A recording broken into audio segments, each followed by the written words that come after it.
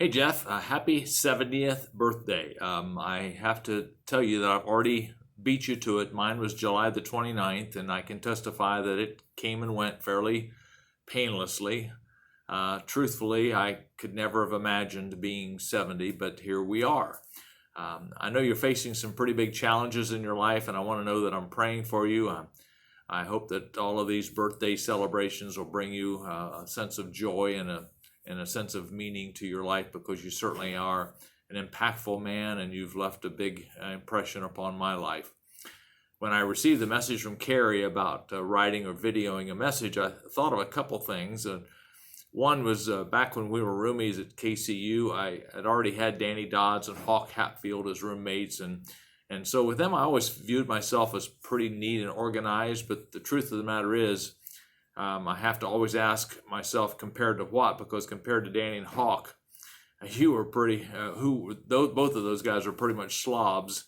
I did keep things pretty neat, but then when you were a roommate, it was a totally different story. Not only did you put me to shame in those areas of neatness, but your study habits were just kind of off the chart, and your need even to have some peace and quiet. I was a little more the partier, not in a bad way, but just lots of people coming and going, and all the noise that accompanies those kinds of things. And you always had your nose in a book, and you inspired me to set a good example for me to take my own studies a lot more seriously. Another memory I have is I don't know if you remember this or not, but when my mom and dad would come down to our basketball games, she was always bringing me baked goods or cookies or things like that, to the point that everyone was always looking forward to my parents coming, because they would always want me to share my goodies with them, which I usually did. I remember one night in particular, though, she brought me a pumpkin pie, and I truthfully, when I got it, I did not want to share with anyone, including you. So I hid it up on top of my dresser, up on top of the closet, and I would sneak a couple pieces every now and then, one night or two nights, and then I actually forgot about it being there.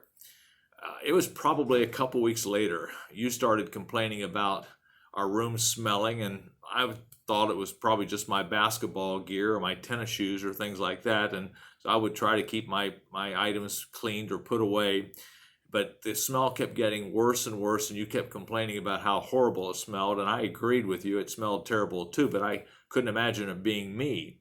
I looked over and over and over, and I couldn't find the source of the smell until it dawned upon me: the pumpkin pie. I climbed up on top of the closet there to check it out, and sure enough, the pie was there, and the entire top of the pie was covered with probably 1 or 2 inches of mold.